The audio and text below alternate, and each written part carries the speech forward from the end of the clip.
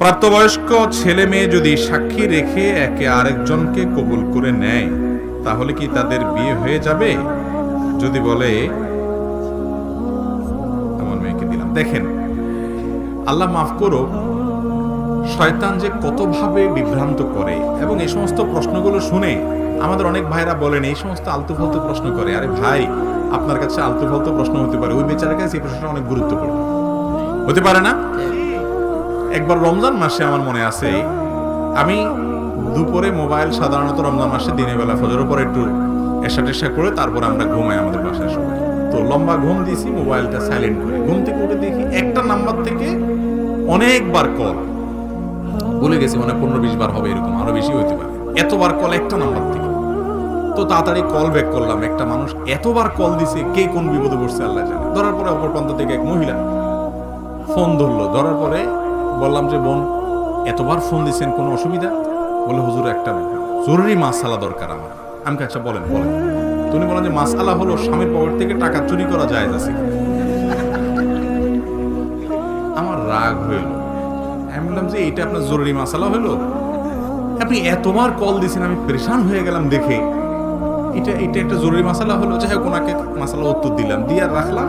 এরপর আমার স্ত্রী তাকে শুনেলাম গল্পটা, বললাম যেটা কোনো কথা, এটা বলে জরুরি মাসালা হলো। মানুষ যে কি এতবার কল দিল একটা কথার জন্য, সোজা কথার জন্য এটা।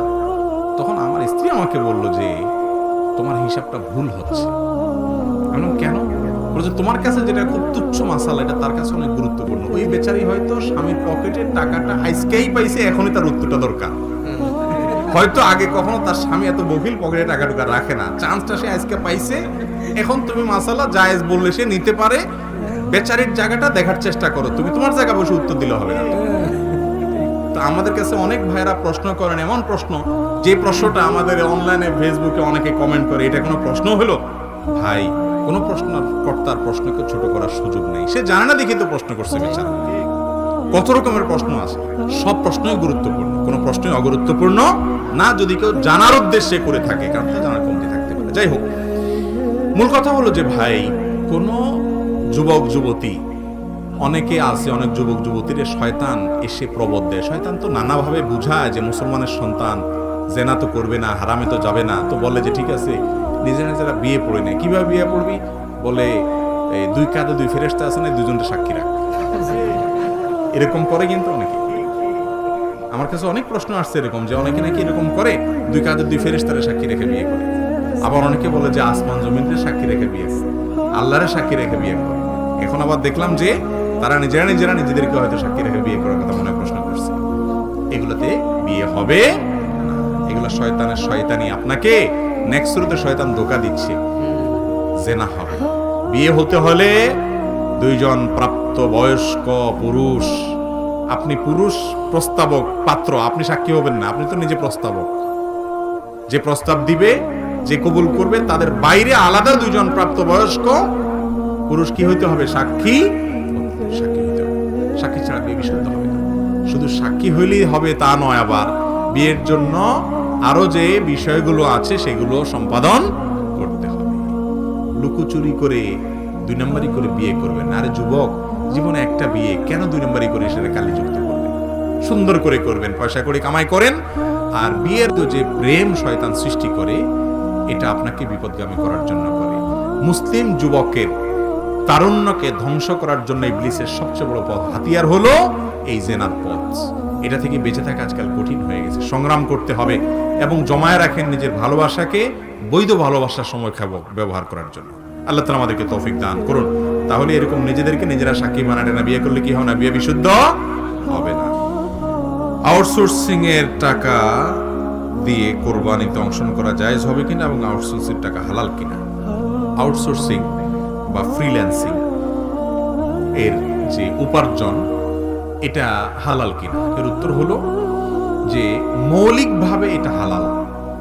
দেখতে হবে আউটসোর্সিং করে আপনি কি কাজ করছেন, ফ্রিল্যান্সিং করে আপনি কি কাজ করছেন। আপনি অ্যাজ এ ফ্রিল্যান্সার যদি একটা হারাম কাজের অর্ডার নেন, ধরেন একটা মদের প্রোডাক্ট, এটা ডিজাইনের কাজ নিয়েছেন আপনি, তাহলে আপনার কাজটা হারাম হবে, এটার উপার্জন হারাম হবে।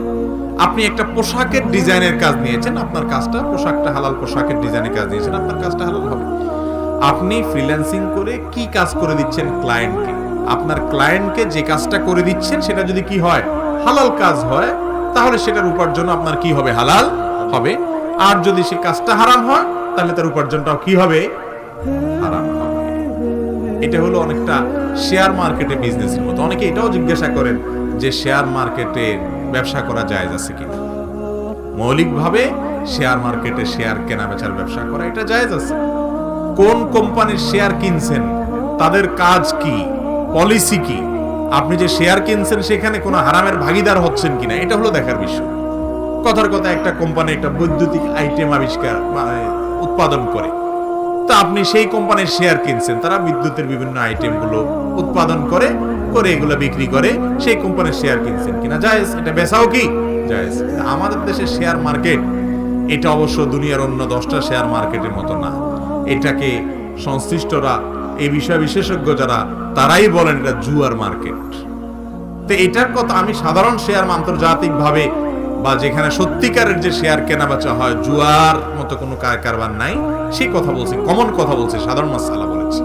ফ্রিল্যান্সিংটা এরকম, যদি আপনি হালাল কাজ করেন তাহলে তার মাধ্যমে উপার্জনটা হালাল হবে। আপনি 10টা কাজ করছেন, 2টা হালাল করছেন, 8টা হারাম করছেন, তো 2টার টাকা আপনার হালাল, বাকিটা হারাম।